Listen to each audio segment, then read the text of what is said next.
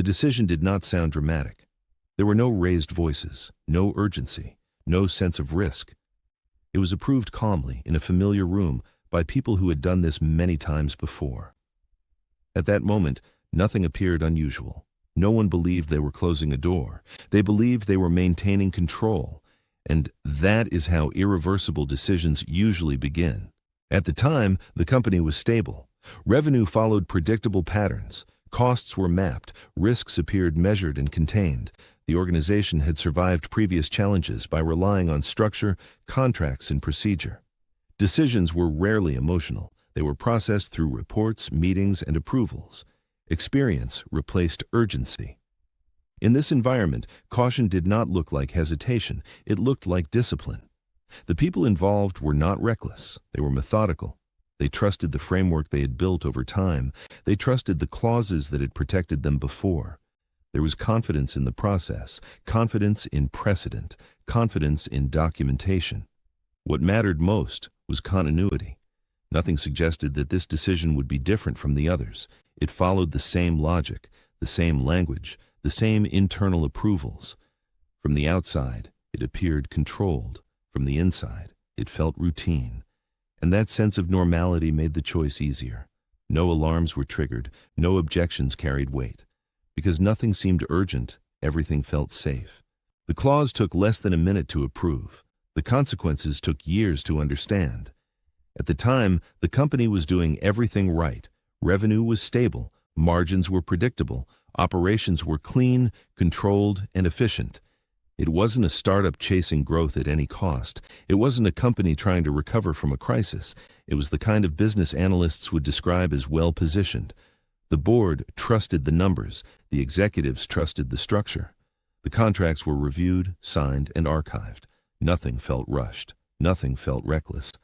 From the outside, it looked like a disciplined organization making rational decisions. And for a long time, that appeared to be true. The agreement itself wasn't controversial.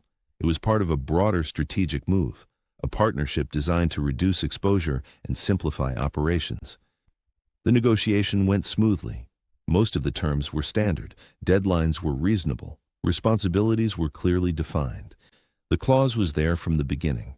Buried between operational details and legal language, it didn't stand out. It wasn't flagged as a risk. It wasn't discussed at length. It wasn't debated. Someone mentioned it briefly. It was described as unlikely to ever be triggered. And that was enough. The meeting moved on. The documents were approved. The signatures were collected. On paper, everything still made sense. At first, the clause changed nothing. Operations continued. Cash flow remained stable. Reports looked normal. For months, there was no visible impact. Then, circumstances shifted. Not dramatically, not suddenly. A change in market conditions, a small operational adjustment, a strategic move that seemed harmless at the time. That was when the clause took effect, not because of misconduct, not because of negligence, but because the technical conditions were met. What had once been considered theoretical became a contractual reality. By the time the implications were fully understood, there was no room left to renegotiate. The agreement was clear. The language was precise. The decision had already been made. The financial impact wasn't immediate, but it was lasting. Costs increased in ways that couldn't be reversed. Flexibility quietly disappeared. Options that once existed were no longer available.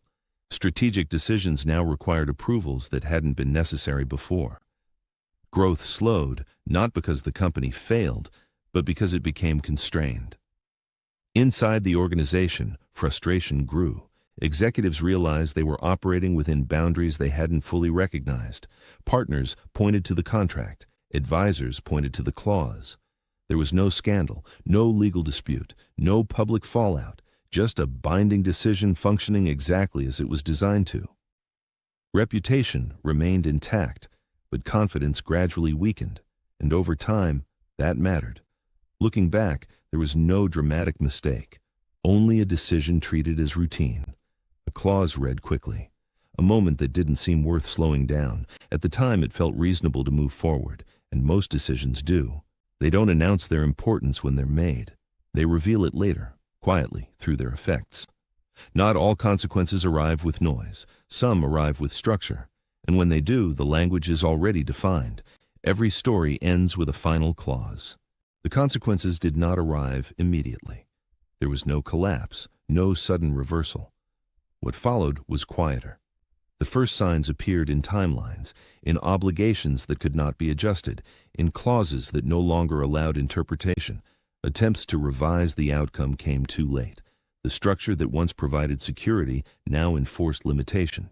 Each corrective action depended on conditions already locked in. What had been approved as a precaution became a constraint.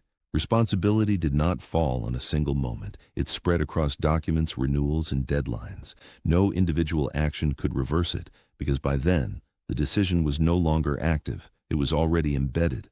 The system did not fail. It functioned exactly as designed, and that was the problem. No one involved believed they were making a mistake. They believed they were being careful, reasonable, responsible. That belief is common inside systems built for continuity. Structures exist to reduce uncertainty. Processes are designed to remove doubt. Clauses are written to create clarity. And most of the time, they work. But systems are not built to question themselves. They are built to continue. When circumstances change slowly, structure often reacts too late, not because it fails, but because it performs exactly as expected. That is why irreversible outcomes rarely feel dramatic. They feel procedural. Everything appears intact. Everything is simply finished. Every story ends with a final clause.